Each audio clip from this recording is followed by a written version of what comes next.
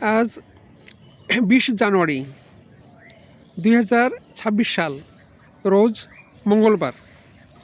আমরা বুখারী শরীফ থেকে দুইটা হাদিস অধ্যয়ন করব ইনশাআল্লাহ।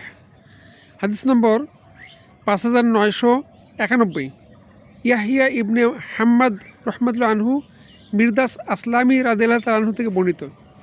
তিনি বলেন, মহানবী সাল্লাল্লাহু আলাইহি ওয়াসাল্লাম বলেছেন, নেককার লোকেরা ক্রমান্বয়ে চলে যাবে আর থেকে যাবে নিকৃষ্টরা, জব অথবা খিচুড়ির মতো লোকজন। আল্লাহ তাআলা এদের প্রতি ভ্রুক্ষেপও করবেন না।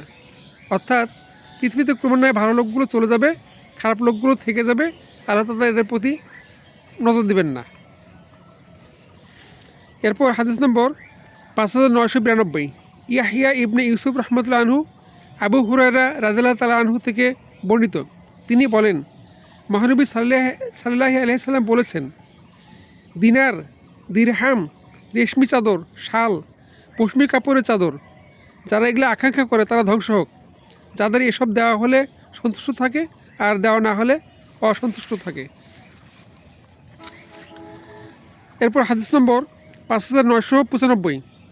আবু নুআইম রহমাতুল্লাহ আনহু আব্বাস ইবনে সাহল ইবনে সাদ রাদিয়াল্লাহু তাআলা আনহু থেকে বর্ণনা করেন, আমি ইবনুজ জুবাইর রাদিয়াল্লাহু তাআলা আনহুকে মক্কায় মিম্বারের উপর তার খুতবায় বলতে শুনেছি। তিনি বলেছেন, হে লোকেরা, মহানবী সাল্লাল্লাহু আলাইহি সাল্লাম প্রায় বলতেন যে, যদি আদম সন্তানকে স্বর্ণে পরিপূর্ণ একটা উপত্যকা মাল দেওয়া হয়, তথাপিও সে এরকম দ্বিতীয়টার জন্য আকাঙ্ক্ষিত হয়ে থাকবে।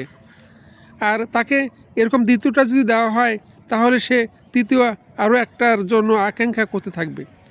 মানুষের পেট মাটি ছাড়া কিছুই ভরতে পারবে না। অর্থাৎ সে যখন কবরে যাবে তখন তার আর আকাঙ্ক্ষা থাকবে না। তবে যে ব্যক্তি তওবা করে, আল্লাহ তাআলা তার তওবা কবুল করেন। আল্লাহ তাআলা এই হাদিস থেকে আমাদেরকে শিক্ষা গ্রহণ করার তৌফিক দান করুন। আমিন।